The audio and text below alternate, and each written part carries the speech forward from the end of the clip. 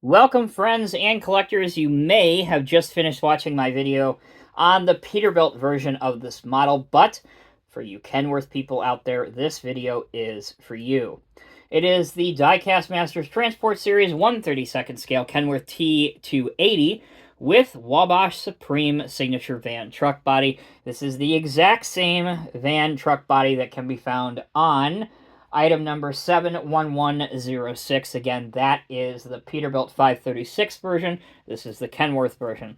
Also, Peterbilt version is in a dark red. This is in a very sharp blue. Okay, enough details. Let's go ahead and get this thing out of the box. Here's the white outer shipping box. Really have always been a huge proponent and have always shared my respect with Diecast Masters using multiple boxes to ship models. It lessens the chance of both the model and the model's original packaging getting any sort of damage during shipping. Speaking of the original packaging, there you go. Kenworth Supreme by Wabash, T280, 1/32 scale. Item number again, picture of the truck with the aforementioned metallic blue cab. Top of it is red for the Kenworth Red Transport Series. On the back of the box, we have two pictures depicting the opening doors on the cab and the opening rear door on the van body. We have some info on the engine and transmission. I'll go over that very quickly. Packard PX9, 260 to 450 horsepower, 720 to 1,250 pound-feet of torque, 2,100 to 2,200 governed revolutions per minute. Transmission TX8, automatic 8-speed transmission.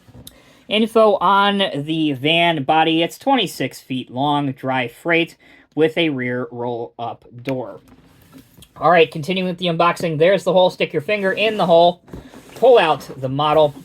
First thing out of the box is the Diecast Masters Transport Series catalog, so you can keep up to date with everything in their collection. This is the 2020 edition. Taking it out, remove the the plastic cover, which protects the model in the black foam rubber. There we go. Got a bit excited. Got ahead of myself. Can you blame me? And once you grab the truck, there is no assembly to do, including no exhaust stack tips to fit, because this truck exhaust exits out the bottom of the vehicle. All right, everyone. Thanks for sticking with me. As of the date of this video, my pointer is still MIA and on strike. So, because we have such a vast budget on Diecast Emporium, we're going to go with a dollar store mechanical pencil as our stand-in. I swear, if we find that pointer, he's getting fired immediately. Anyway, most appealing part of this model immediately out of the box is the metallic flake blue paint job on the cab, but you also have some very sharp decals, including the DOT red and white alternating stripes, the chrome wheel hubs. The body itself is an all die-cast component, as is the cab, so the model has a fair amount of weight to it. Moving towards the front, here's the Kenworth grille, the lights, which are actually, if you look at them very close, they're see-through lenses, and there's a little bit of orange inside for the turning indicators. Here is your license plate cover, which on this version is completely blank. On the Peterbilt, it has the Peterbilt logo on it. Moving over to this side, we can see the different tanks. We can see the blue filler cap lid for what I assume would probably be your DEF fluid. Your mirrors have a reflective sticker on them, along with chrome accents for the grab handle and the door latch. Same thing on this side of the box, so we won't cover it. On the back, here is your bumper bar protection in black plastic, as well as the roll-up door on the back. Some lights painted on, and then the DOT striping. For those that are interested and they want to see the chassis of these models, on these 1/32 scale models, it's actually pretty well done. I can't complain, especially for the value that these models are offered at. Wheels have a realistic tread pattern. They will roll very nicely. And as you'll see with the functionality chapter, you can get a steering angle as well. I mentioned during the unboxing, or at least the end of the unboxing, that the exhaust exits out the bottom of the machine. So there you can see it there. Your drive shaft, your main motor, transmission, all that fun stuff is visible from underneath the truck.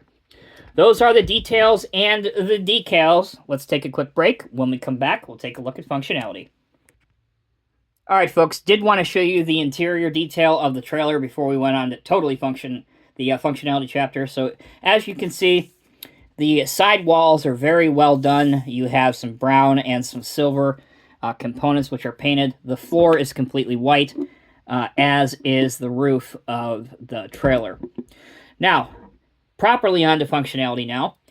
Please take some time and have a little bit of care when you are messing with the door, especially for the first time.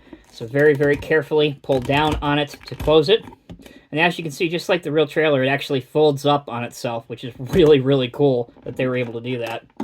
So again, once you get it down, it will stay in the down position. And there you have it. The door is now down completely. Again, use a little bit of care when you do it. It is a fragile mechanism, and it does require a fair bit of patience, which is sometimes more than can be said for your current narrator that you're listening to. All right, we've got a lot more functionality. Of course, the truck is on rubber tires, which roll well. The front axle does have a decent degree of steering. However, again, as you can see with the fender wells, it does tend to clash on them, so your degree of steering left or right is a bit narrow. But again, something is always better than nothing. Opening up the hood, we can see the detailed motor inside with some other mechanical components. There you go, now you can see it. Particular highlight for me would have to be this hose right here in orange and silver. Okay, last bit of functionality is to check the opening cab doors. Both doors, whether they be the passenger door or the driver's door, do open to a very, very good angle, and if the light hits it just perfect, and again, you can see this a lot better in person. Opening the doors allows you to get a good look at the detailed interior, complete with the Kenworth logo on the center of the wheel. You have some plastic seats, and even the dash is detailed out a fair amount. Again, impossible to get up on camera, but the center console actually has a sticker for the LCD screen. Very, very impressed to see that. All right, that will bring this Diecast Emporium review to a close.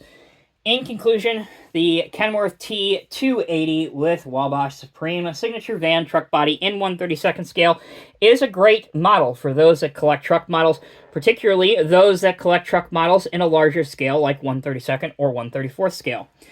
Which leads me to my final point. If for years you have been collecting trucks in 1/34 scale from another diecast manufacturer, these trucks go perfectly well with them. I know one is 1/34th, one is 1/35th, and then these are 1/32nd, but honestly, that scale difference is so narrow that to the naked eye, at least in my opinion, it really isn't worth anything. So the difference is negligible. It's completely negatable. You can't tell.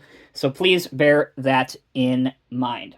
Again, just recapping, if you want a Peterbilt, you can get the Peterbilt with this van body. If you're a Kenworth man or woman, you can get the Kenworth version. For my money, both are constructed the same, both are solid models, and both have the same price. So really, it just comes down to personal preference. As always, I'm Tommy with Diecast Emporium. Thank you all so very much for watching. If you enjoyed this video, please let me know down in the comment section below, and be sure to subscribe to us if you are viewing one of my videos for the very first time. Okay, take care, be well. I'll see you in the next review.